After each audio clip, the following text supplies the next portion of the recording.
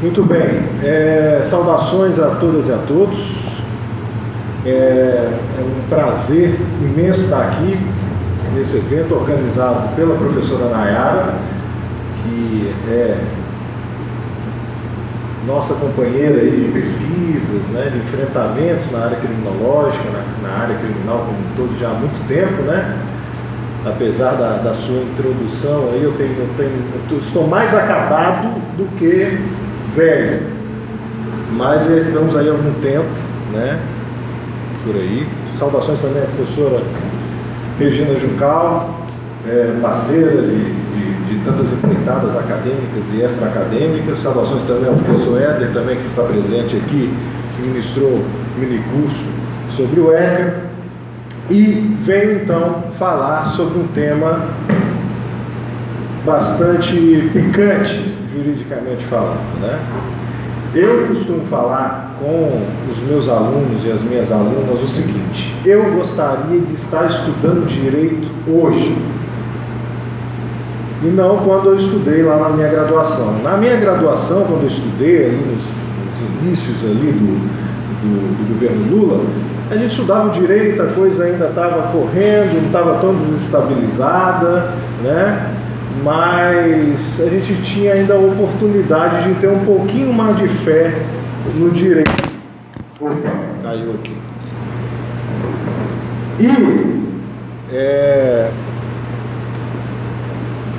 Estudar direito hoje é muito interessante, por quê? Porque nós estamos em plena crise, o pau está comendo, o Estado de Direito está ruindo à nossa frente, né? Os direitos e garantias fundamentais estão indo para o espaço, e nesse momento é interessante estudar direito, também na graduação. Por quê? Porque você tem condições de entender melhor o que está em jogo quando você lida com direito, né? Você consegue ver melhor o que é o direito, a relação do direito com a política, o direito enquanto política também, né? Porque o direito, no final das contas, por mais que a gente estude lá a forma da lei, os métodos de interpretação, alguns elementos de história que normalmente são elementos de história, uma história mais conservadora do direito, eles não te mostram que o direito, no final das contas, é pura política. Direito é política cristalizada, estabilizada em forma de lei, né? Em cada norma, por trás de cada artigo, de cada lei aprovada no país, você consegue identificar quem perdeu e quem ganhou naquela disputa.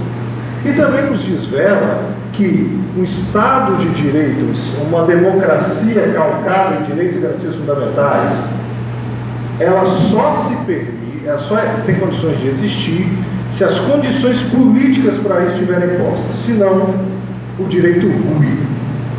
Quando a política, no seu enfrentamento, nos seus enfrentamentos às vezes extremados, fazem com que aquelas coisas que nós aprendemos em sala de aula, como sacrossantas, deixem de existir na nossa frente, que é sólido e acaba se desmanchando no ar, né? Muito bem. Nesse momento também é interessante a gente resgatar uma lição que eu não sei se vocês já receberam, que é a lição, quando a gente está estudando teoria da Constituição, direito constitucional, a gente estuda o Fernando Lassalle, a essência da Constituição, o que é a Constituição. Alguém aqui já estudou isso? Já? Quem estudou? Lassalle, uma pessoa ali. Bom, dever de casa aí, se eu puder, mesmo não sendo professor do curso de vocês, se eu puder dar essa indicação, dever de casa, achem na internet muito fácil o que é a Constituição, ou a essência da Constituição, Fernando Lassalle, que é um advogado, né, no século XIX, dando uma palestra para operários. Ele vai explicar o que é a Constituição. E aí ele vai falar com muita tranquilidade sobre aquela Constituição escrita, aquela Constituição que você encontra aí nos códigos, que ele chama com muita propriedade de folha de papel. Diz: isso é uma folha de papel, isso é um pedaço de papel.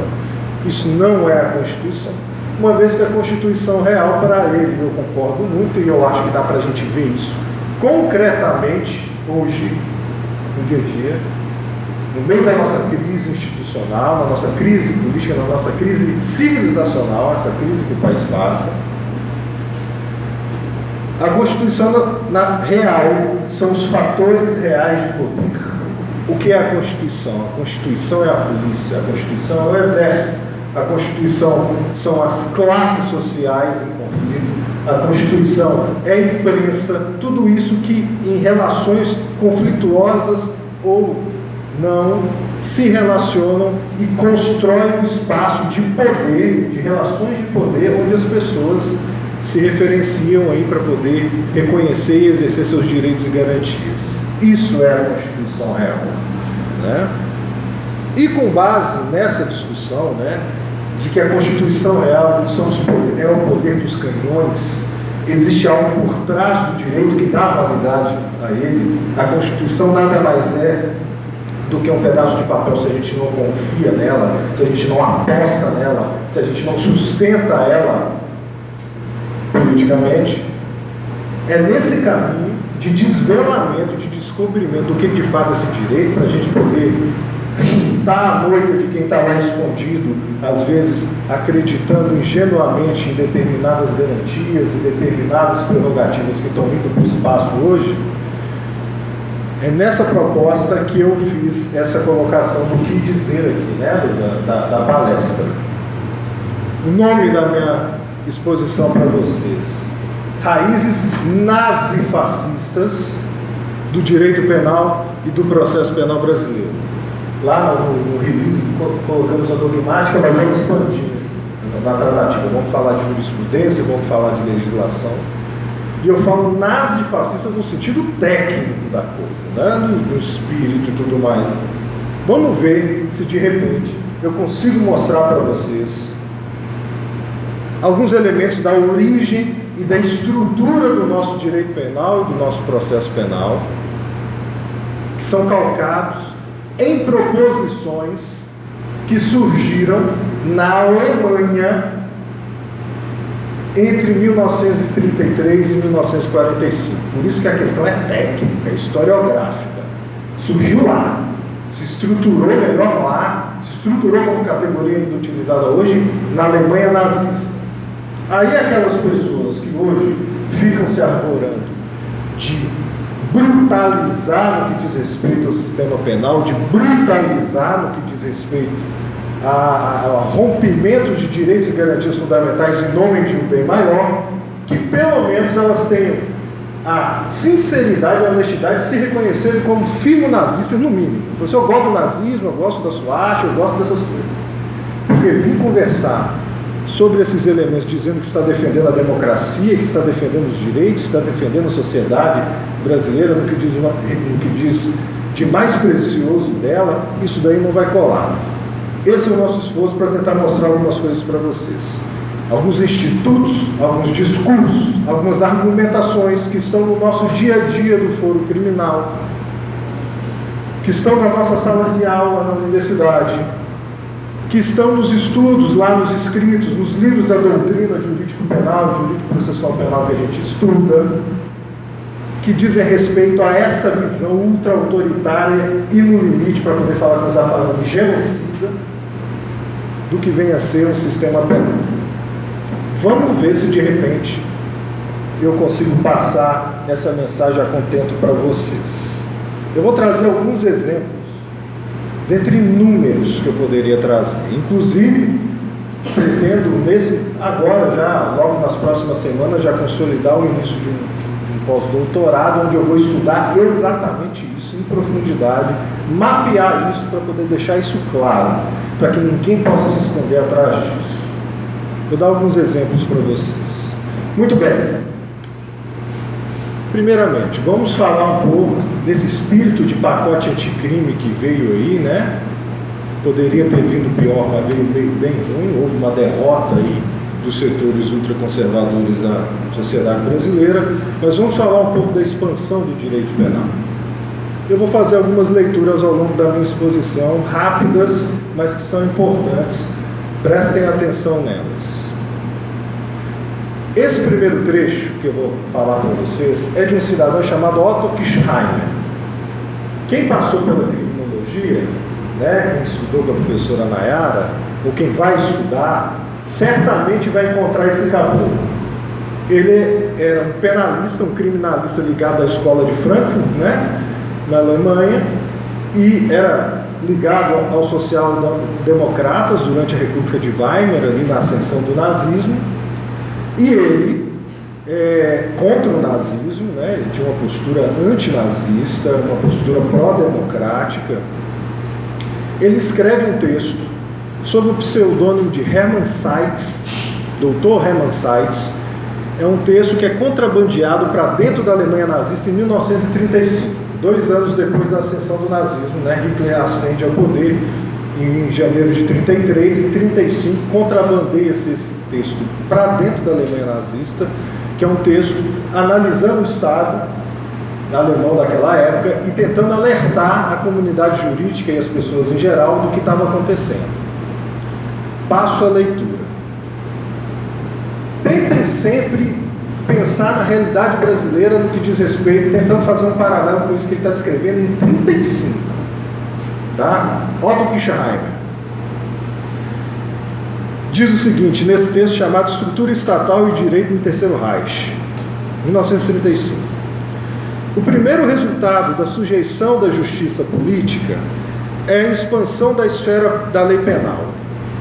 As funções protetivas do direito criminal estão sendo sacrificadas para uma pulsão no sentido de expandir enormemente a sua esfera de aplicação.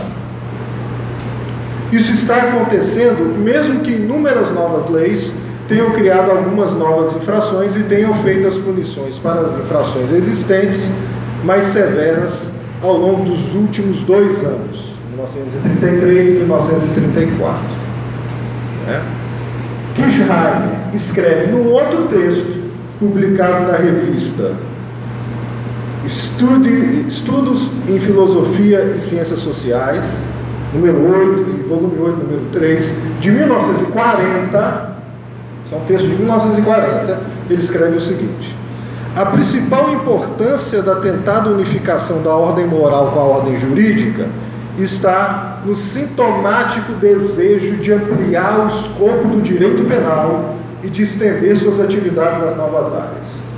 Aqui, e aí, eu confesso o meu esquecimento, porque eu vim aqui para poder dar palestra para vocês, achando que o curso de vocês tinha uma grade curricular tosqueira como de todos os outros, né? Onde você começa a estudar direito penal em 2º período e papapá, aqui não, que é diferente, vocês começam a estudar direito penal em 5º, né?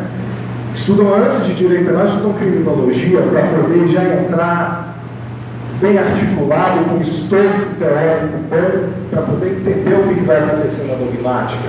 Na grandíssima maioria dos cursos, no curso que eu fiz na UFMG e no curso que eu dou, apesar da briga que eu arrumo lá na UFLA, não é assim. Eu estou como exemplo, inclusive a grade curricular, estudando, fazendo documento e tal, todo docente de estrutura, fala só tem que ser igual ao FJFGV, porque lá a coisa é mais racional. Muito bem. Eu não sei se vocês já passaram por isso, né? Parece que talvez a maioria não tenha passado por penal 1. Vocês vão ouvir essas coisas lá e vocês vão lembrar de mim falando aqui com vocês, tá?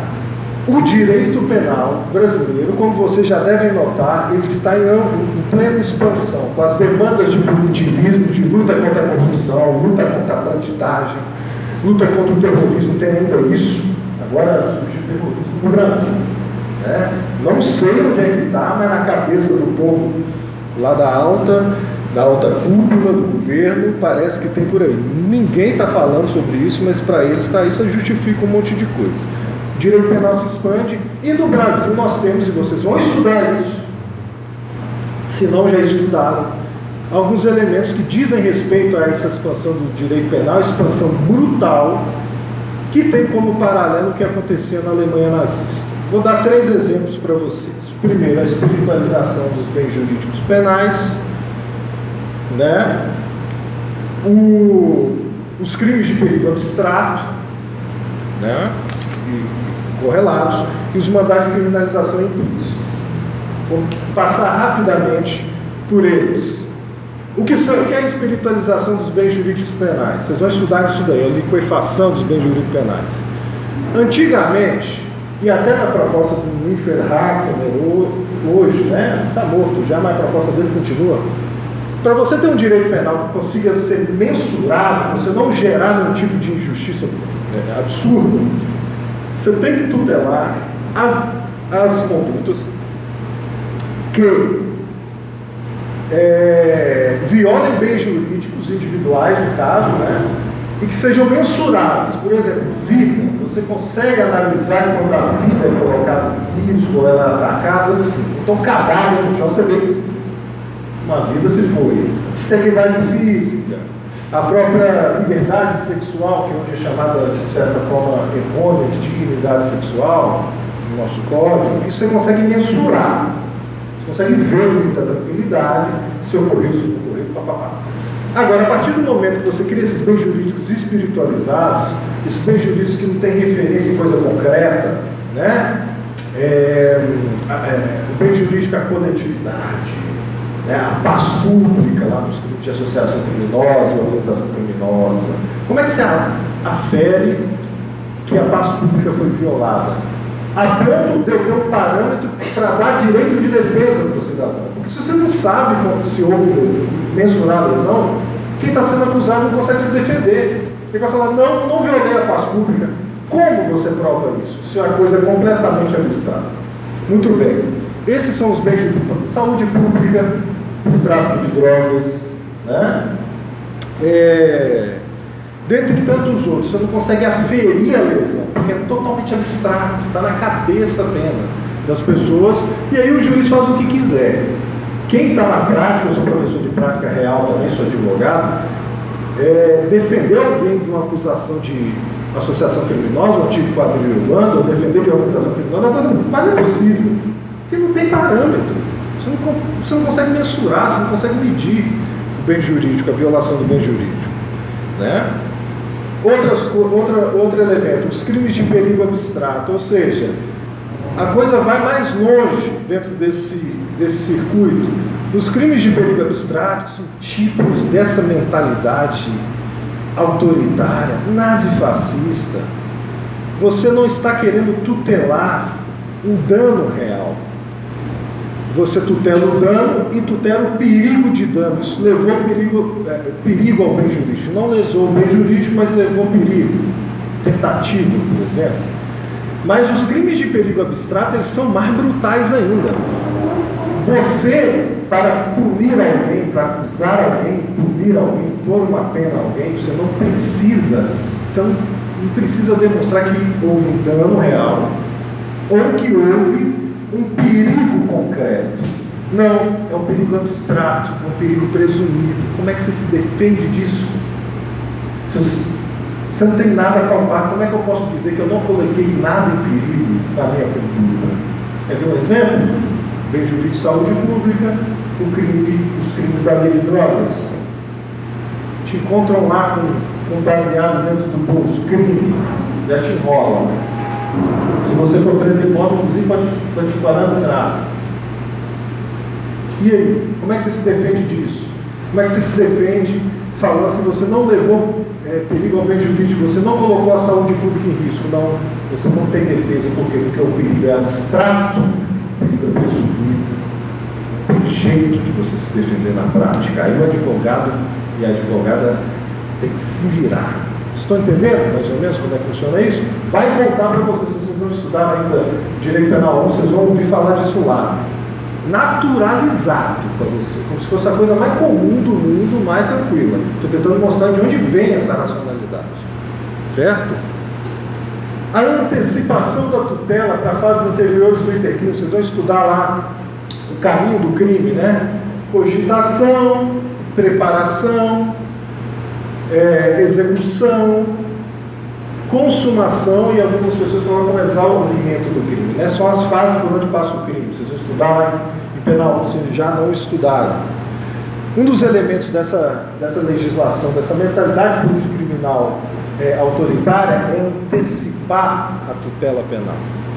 Antecipar essa tutela penal para momentos onde não há nem possibilidade de lesão a bem jurídico nenhum. A menos que você crie um desses bens jurídicos abstratos, que aí você tira da tua cabeça, você inventa o que você quiser. Certo? Exemplo: associação criminosa, crime de associação criminosa, o crime de associação por terrorismo. Na lei de terrorismo, na 13.260, existe um tipo penal que fala expressamente realizar atos preparatórios para terrorismo. Não colocou em risco direito nenhum, você não trouxe perigo nenhum. Aí, meu amigo, para você se defender disso, é difícil, porque você pode estar sentado aí ouvindo uma palestra e alguém cismar que você está realizando um ato preparatório.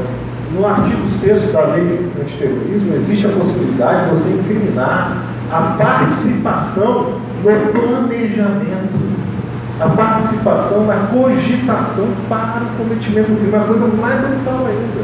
Como é que você se defende disso? Você está sentado aí, alguém vem, vira para você e fala assim: você está cogitando cometer um ato terrorista. Não, estou de boa aqui, estou assistindo a palestra. Não, você está cogitando. Você está ouvindo um professor maluco aí falando sobre nazifascismo no cacete. Como é que você se defende? Na Operação Hashtag, que foi a primeira vez que se aplicou a lei antiterrorismo no Brasil, teve caboclo que foi enquadrado na lei, foi respondendo processo, porque treinava arte marcial. E não era lutador de arte marcial. Aí é negro. Pô, não posso treinar na arte marcial, não? Certo? Dentre outras coisas. Tudo isso é uma mentalidade que surge, que se consolida numa política criminal fundada na Alemanha a partir de 1933. Essa lógica, alguns elementos anteriormente, com o surgimento do fascismo em 1922, na Itália, com Mussolini e tudo mais, mas é Hitler e seus ascetas que começam a depurar isso, a construir isso, de tal forma que isso continua fazendo parte da realidade do sistema jurídico penal brasileiro dos mais diversos países, certo? Avançando aí mais rapidamente, outros problemas também de punição de crimes tentados, como com a pena de crime consumado, né? Normalmente, se você fala e comete uma tentativa de crime, você tem uma pena reduzida de 2/3 a 3/3, de 1/3 a 2/3, artigo 14, inciso 2 do Código Penal. Com essa mentalidade, você acaba aplicando a tentativa, uma pena cheia de crime consumado. No nosso ordenamento jurídico, nós temos crimes desse tipo. Nós temos, por exemplo, o 352 do Código Penal, que é de fuga de preso, que fala evadir-se ou tentar-se evadir. A tentativa, você recebe a pena redonda como se você tivesse consumado o crime, mesmo não tendo violado o bem jurídico na prática. Os crimes de atentado, né, onde a tentativa é a própria consumação, nós temos 4 desses crimes numa lei que está virando cada vez moda, mas hoje deveria ter sido reconhecida como não recepcionada pela Constituição, como não condizente com o Estado Democrático de Direito, que é a Lei de Segurança Nacional, lá da época da ditadura, a 7.170 de 83, continua entrando nessa onda. São os artigos 9º, 11, 17 e 18 da Lei de Segurança Nacional. Não acreditem que dê uma olhada lá, né? E um outro elemento também são os mandados de criminalização implícitos, que é uma maluquice que o pessoal inventou. O mandado de criminalização tem muitos autores aí, inclusive consagrados aí no direito penal, que colocam nos seus manuais os mandados de criminalização, dizendo que a Constituição obriga o legislador a criminalizar certas condutas. Racismo, crimes hediondos equiparados, atentado, ação de grupos armados contra o Estado de Direito e tal, quando na verdade isso vai contra toda a lógica de política criminal, que tem que avaliar o caso concreto e a necessidade de construção de uma lei penal ou não para proteger alguma coisa, né? Mas tem gente que fala assim: olha, tem certas coisas que você não tem que fazer análise nenhuma, você tem que punir, porque a Constituição fala. E aí eles vão indicando os artigos, são os mandados de criminalização que a Constituição traz. Está lá no artigo 5º e tal. Em outros artigos também, né? O meio ambiente, criminalização do meio ambiente, está em 226, né? Se não me engano, 226. Só que a coisa vai mais longe. Eles começam a inventar uma categoria chamada de mandados de criminalização implícitos. E isso está nos livros de doutrina. Isso cai em concurso de promotor, de juiz, essas coisas. O que são os mandados de criminalização implícitos? São as obrigações que a Constituição impõe de se punir determinadas condutas. Onde é que está? Não está escrito na Constituição, mas está ali nas entrelinhas, está implícito. Aí você cria o que você quiser da tua cabeça, né? Se não está expresso, eu falo, olha, está na Constituição, onde é que está? Está por aí. Está aí no meio, você tem que ler a Constituição toda para você sacar. Aí cada autor cria, né? A luta contra a corrupção é um mandado de criminalização implícito. Proteção de vida, integridade física, mandado de criminalização implícito.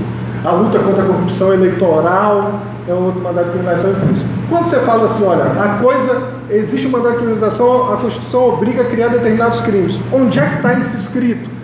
Não importa, não tem como mostrar, está nas entrelinhas. Aí você faz o que você quiser, na sua interpretose, na sua interpretação, você faz o que você quiser. Esse é um livro. Muito bem, esse é o primeiro elemento. Meu tempo já caminha para esgotar, vou estourar só mais um pouquinho, porque eu tenho umas coisinhas para falar para vocês. Um outro elemento que vocês vão estudar está no direito penal de autor. O direito penal democrático, ele pune uma pessoa pelo que ela faz e não pelo que ela é. Pela lesão, perigo de lesão que ela realiza e não por quem ela é, pela sua vida. A tua vida, a tua moral, o que você faz, se não estiver violando o direito de ninguém, isso é guerra sua. O direito penal vai tutelar uma violação de um direito de outra pessoa concreta, por causa de uma ação sua. Se você pensou em fazer, não importa se você fez. Contudo, o direito penal de cariz autoritário, de matriz autoritária, que se sustenta e se estrutura muito nessa política criminal que nasce com o partido nazista, ela está presente. E está presente no nosso direito.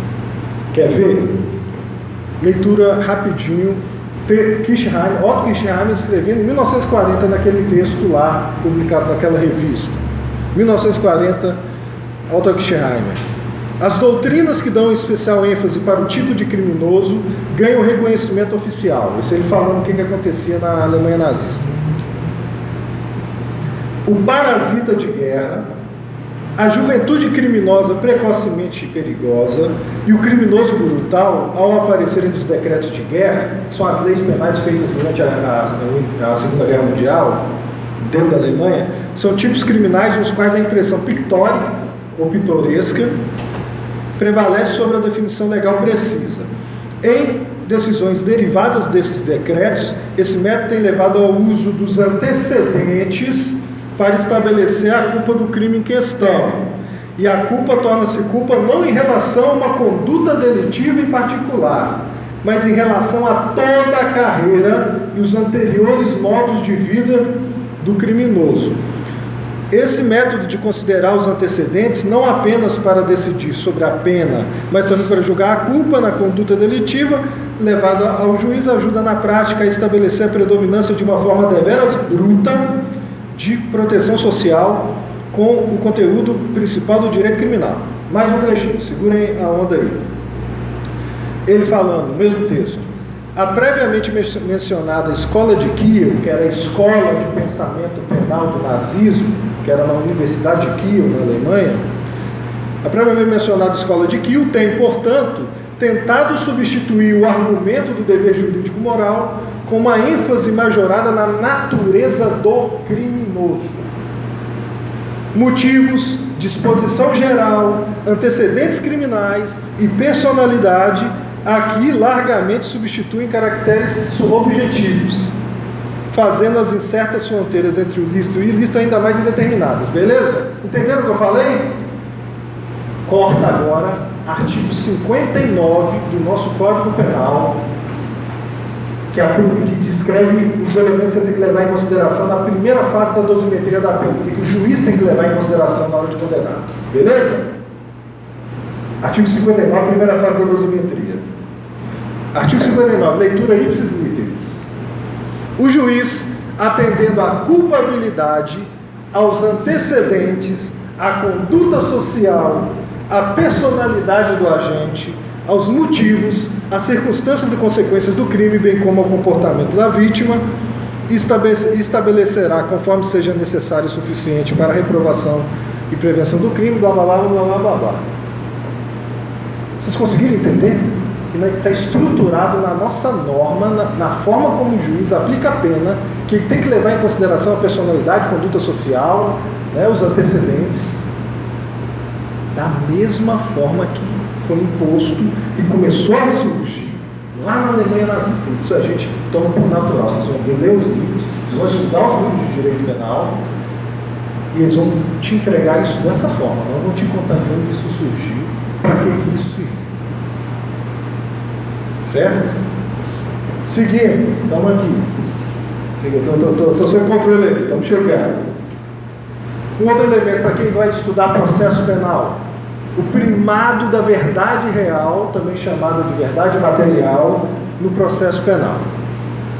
Ou seja, não basta o que se discute no processo com contraditória para a defesa. O juiz tem que ir atrás da verdade, dos fatos, custe o que custar, antigamente com tortura, um monte de coisa.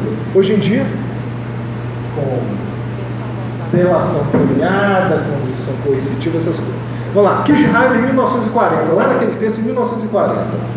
Em particular, o processo penal passou por compreensivas reformas. Essas reformas buscam garantir que as preocupações do indivíduo e as proteções a este indivíduo sejam forçadas a recuar frente aos interesses do governo e da verdade material. Mas isso coloca um sério dilema tanto para o direito penal quanto para o processo penal. O que é a verdade material no contexto do direito criminal? A concepção de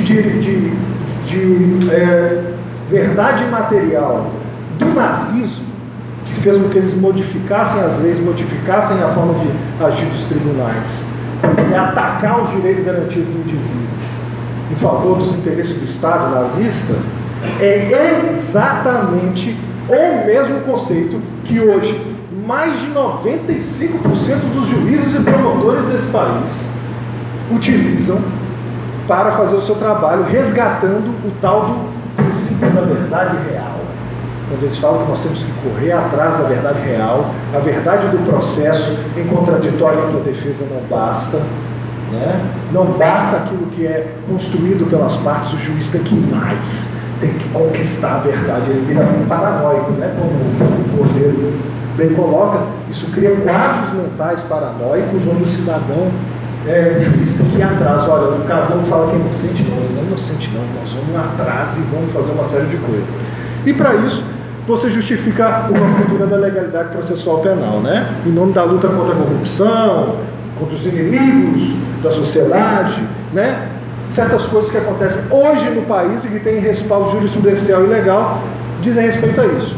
Quer ver? Extração de delação premiada com decretação de prisão preventiva, o caboclo fica preso enquanto não faz a delação, fez a delação, volta ele na rua, desvirtuando o instituto da prisão cautelar, né? Essa extração de delação premiada mediante tortura, né? Condição coercitiva sem primeira intimação. Você tem que ser intimado primeiro para depois, eu não quero comparecer, aí você pode ser levado. Condução coercitiva de acusado, de réu, que réu tem o direito de ficar em silêncio, tem o direito de não comparecer, mas mesmo assim a polícia e os juízes aí forçam a pessoa a comparecer. Isso é autoritarismo puro, isso estava sendo construído, estava sendo gestado lá naquela época, lá nos idos de 33 a 45 do século passado. A implosão do sistema de nulidades no processo penal, por exemplo, hoje em dia, qualquer vício, qualquer ilegalidade no processo penal passa, porque o pessoal vem falar aquela teoria do prejuízo, para demolir sangue, você tem que comprovar que houve prejuízo com aquela ilegalidade que surgiu no processo. Essa prova é diabólica, porque você não tem como comprovar, a comprovação é a própria violação e a própria condenação posterior. Você não tem como comprovar, os tribunais deixam passar qualquer ilegalidade hoje, isso foi construído inclusive pelos tribunais superiores, que vem sendo replicado pelos tribunais regionais federais, pelos TJs, os tribunais de justiça estaduais, né? Juiz acertando estratégia processual com acusação, andou saindo umas coisas por aí, né? Impedimento de livre apreciação da prova pela defesa, segurando elementos e soltando na véspera da audiência, como se dezenas de milhares de documentos liberados pelo juiz na véspera da audiência, e aí a defesa não tem como analisar nada, porque não tem tempo hábil, aí se cerceia a ampla defesa, enfim. Isso é um outro elemento. Mais um elemento, estamos caminhando aí já para o encerramento. Medidas de segurança lato sensu no direito penal. Já conversei com a professora Regina, o tema dela, eu acho que é um tema central, ela trata com uma ênfase mais no portador de sofrimento mental, das pessoas, enfim, inimputável, mas a medida de segurança, ela é o cerne da sanção penal. A gente acha que é a pena de prisão, não. É a medida de segurança porque ela dá o contorno da coisa toda. E lá, em 1940, Otto Kirchheimer, alemão, escrevendo sobre o direito nazista, dizia o seguinte, naquele texto lá de 1940, direito criminal na Alemanha Nacional Socialista, não sei se eu disse o nome do texto, 1940, direito criminal na Alemanha Nacional Socialista. Ele diz o seguinte, as medidas de segurança, uma das pedras angulares da legislação criminal nacional socialista, introduzidas em 1933, intencionavam proteger a sociedade de futuras transgressões e, portanto, miravam também pessoas total ou parcialmente responsáveis, ou seja, miravam também inimputáveis, porque a regra era, inclusive, pegar quem não tinha problema de sofrimento mental nenhum. Aí o George Orwell, que é um grande filósofo, um filósofo político, naquele livro Homo Sacerum, Poder Soberano Minha Vida Nua, que é um livro que eu recomendo para todo mundo ler, é muito bom, aliás, a obra toda do Orwell é muito bacana. Lá ele faz um estudo específico da medida de segurança da Alemanha Nacional Socialista. Ele vai dizer o seguinte, é sabido que a base jurídica do internamento em campos de concentração não era o direito comum, mas a Schutzhaft, literalmente custódia protetiva. O estatuto jurídico de derivação prussiana, que os juristas nazistas classificam às vezes como uma medida policial preventiva, na medida em que permitia tomar sob custódia certos indivíduos, independentemente de qualquer conduta penalmente relevante, unicamente com o fim de, atenção, evitar um perigo para a segurança do Estado. Alguém aqui já passou por processo penal? Não, né? Mas já viu um noticiário noturno. A Schutzhaft, a custódia protetiva, da forma como ela é utilizada pelos nazistas, com algumas atualizações mínimas, é exatamente a prisão preventiva para a garantia da ordem pública, hoje utilizada extensamente no país, onde as pessoas são presas sem estar condenadas. Isso foi a medida jurídica que era do direito prussiano antigo, né, antes da unificação da Alemanha, que é retomado pelo nazismo e reconfigurado para encher os campos de concentração. O que enchia os campos de concentração nazistas dos inimigos do regime e de tantas outras pessoas, né, judeus, ciganos, homossexuais, qual o instituto que enchia os campos de concentração e tornou possível o genocídio tremendo que foi perpetrado pelos nazistas durante a Segunda Guerra Mundial? A prisão preventiva, nos modos de entender? O que nós utilizamos hoje, todos os juízes, 100% dos juízes utilizam hoje, é um instituto que foi desenhado da forma como hoje é aplicado pelos nazistas em 1933.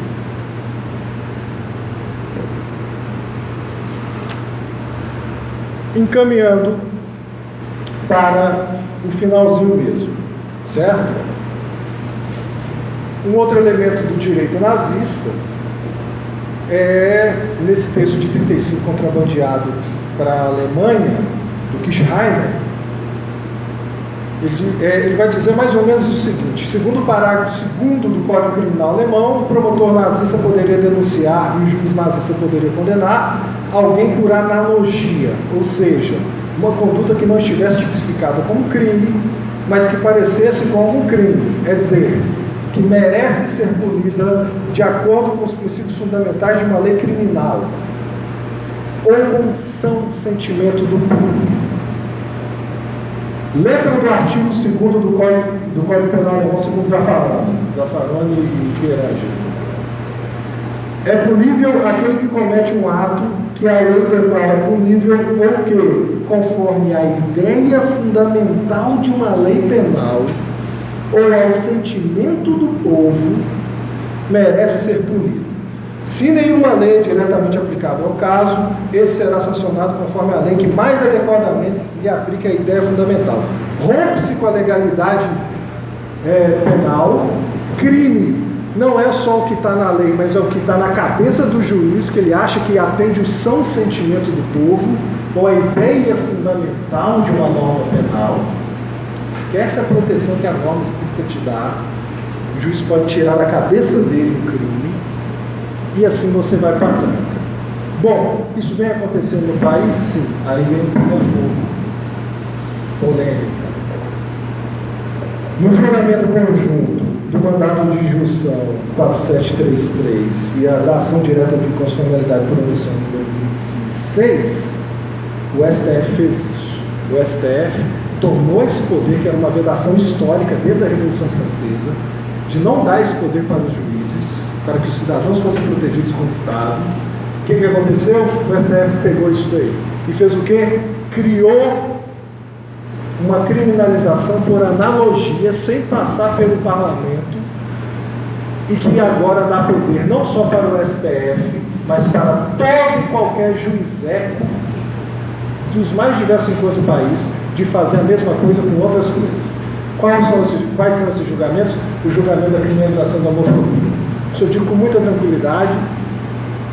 Tenho muito orgulho de ser, sou um militante anti-homofóbico mesmo. Tenho orgulho de ser coordenador da Clínica de Direitos Humanos da UFLA. Nós temos um eixo de trabalho de cidadania LGBT, e eu acho que é uma das grandes pautas que nós temos hoje, os direitos e garantias fundamentais da população LGBT. Contudo, o que foi feito pelo STF, supostamente para poder beneficiar, foi um escândalo em termos jurídicos, uma ruptura das garantias. Sabe por quê? Porque desse jeito, feito isso daí, o pessoal acha, não, tá bacana. Mas com essa mesma lógica que foi autorizada pelo STF,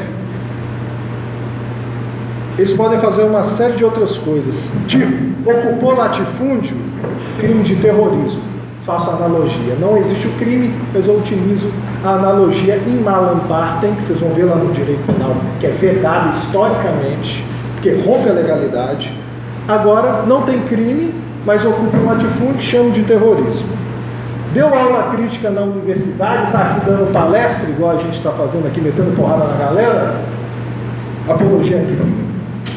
Faz parte de lista de zap aí, de esquerdopado aí, associação criminosa ou organização criminosa. Certo? Quando você abre essa oportunidade para que os tribunais tenham esse poder, que eles nunca devem ter, pode ser pela melhor das intenções. Você cria um precedente para que isso seja feito contra todo mundo. E digo mais, foi exatamente essa analogia com a utilização do artigo 2º do Código Penal Alemão, que a população LGBT alemã e dos países ocupados foram mandados para os campos de concentração e foram exterminados. Isso é uma outra coisa que tem que ser colocada lá. Então, assim, essa daí é uma coisa muito polêmica, mas enfim, está posto aí. Dá mais 5 minutos. Rapidinho. Para terminar, digo aí, só mais um último. Dogmática penal. Está colocado ali o conceito analítico de crime que vocês vão estudar em Penal 1, se não já estudaram, certo? Conceito analítico de crime, fato típico, ilícito, culpável, o conceito tripartite, com as suas subdivisões. Um cidadão chamado Edmund Metzger, que era nazista filiado, que era um dos caras responsáveis pelas leis nazistas e por formular o direito penal alemão, e que é referência até hoje no país, vocês vão estudar Metzger, encontrou um problema, junto com seus amiguinhos hitleristas. Qual foi esse problema? Eles queriam punir os inimigos do regime nazista, mas não estavam conseguindo. porque a doutrina não estava dando conta. Isso se Metzger e Hans Welzer também, que não era filiado ao Partido Nazista, mas era um conservador próximo do Partido Nazista. Vocês vão estudar ele também. O finalismo todo que hoje toma conta do direito penal foi criado por Hans Welzer, que era um conservador próximo, filo-nazista, com posturas dogmáticas afins ao nazismo. Edmund Metzger tinha esse problema com seus amiguinhos. Vocês estavam querendo punir a galera, jogar na tranca, jogar nos campos de concentração, porque os primeiros a entrar nos campos de concentração eram os inimigos do regime. Só que não tinha um problema. Por quê? Porque no conceito analítico de crime, você tinha que passar por aquilo tudo ali para poder ver se tem aquele grande fato de ilícito de culpabilidade. Ali no meio da culpabilidade, se vocês puderem ver, depois da imputabilidade, nós temos a consciência da ilicitude. Antigamente, era a atual consciência da ilicitude, ou seja, para você ser punido por um crime, você tinha que ter a consciência de que você estava fazendo era ilegal, era ilícito, naquele momento. O que acontecia com muita gente que era inimigo do Partido Nazista? Eles iam para os tribunais e falavam: não tenho consciência de que isso é ilícito, porque o que estou fazendo é certo, eu estou defendendo o meu país, defendendo o meu povo contra o avanço do nazifascismo, contra o avanço de tudo que nega, que há de mais básico na humanidade, etc, etc. Então eles não reconheciam que eles estavam fazendo algo ilícito. Eles estavam cumprindo um dever cívico de cidadãos do mundo, de alemães, de pessoas com mínimo de vergonha na cara. Aí a doutrina que impedia essa... Edmund Metzger, Dogmata Penal, a estrutura do direito penal que vocês estudaram, ou já estudaram, foi quase toda desenhada por ele, junto com Hans Welzer depois.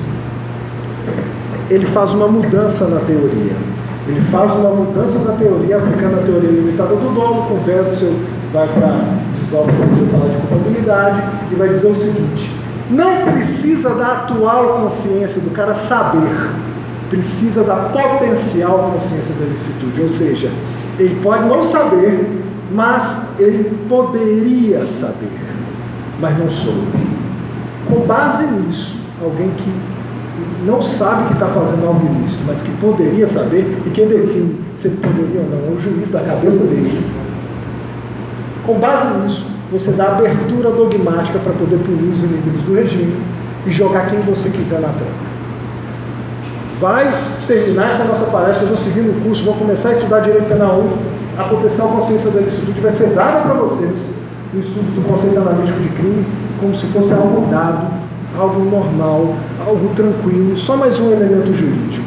Quando isso foi criado pelos nazistas para poder facilitar, para poder autorizar a caça aos inimigos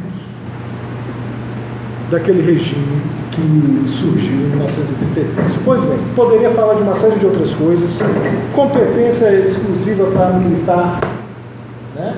Justiça militar e tudo mais, redução da maioridade penal de 18 para 16 anos, era a pauta dos nazistas naquele momento, dentre outras coisas. Limitação de acesso aos tribunais superiores, de recurso e tudo mais, mas fica para vocês aí correrem atrás antes. Peço para vocês o seguinte: tenham uma visão aberta, desconfiem de tudo, né, principalmente nesse momento, utilizem esse momento para poder entender o direito de forma menos óbvia, e conselho do nosso querido Eugênio Raul Zaffaroni, que se vocês não conhecem, tem que conhecer na tua vida e levar para a tua vida. O maior penalista aqui. Não ouçam tanto os professores, os livros, o noticiário noturno, os programas policialescos. Se você quer ter uma ideia do que de fato é o sistema penal, o que você precisa de entender, ouça os mortos, os cadáveres, na maioria pobres, negros, os cadáveres das pessoas vítimas do sistema penal brutal nessa nossa neocolônia, nesse país dependente e subdesenvolvido, os cadáveres dos policiais que são colocados nessa situação, que morrem numa guerra insana, às vezes orgulhosos de fazer o trabalho sujo do Estado, Ouçam os cadáveres eles te contam as coisas. Eles vão te contar uma história muito mais sincera e precisa do que é o nosso sistema penal, do que qualquer teoria, qualquer conversa fiada que vocês vejam tanto dentro da academia, quanto na mídia, quanto em outros espaços. Ouçam a palavra dos mortos, ouçam que os cadáveres, as pilhas de cadáveres que são produzidas pelo sistema penal brasileiro têm a dizer para vocês. Eles vão te dizer uma série de coisas, vão te dizer que estão mortos, mas vão te dizer muito mais. Atentem para isso. Assim vocês vão conseguir limpar um pouco o campo, ter um pouco mais clareza do que acontece nesse nosso país devastado, uma catástrofe humanitária tremenda, capitaneada pelas agências do sistema penal. Tá bom? É isso aí, estourei bastante o tempo, peço imensas desculpas. Sigamos ao debate.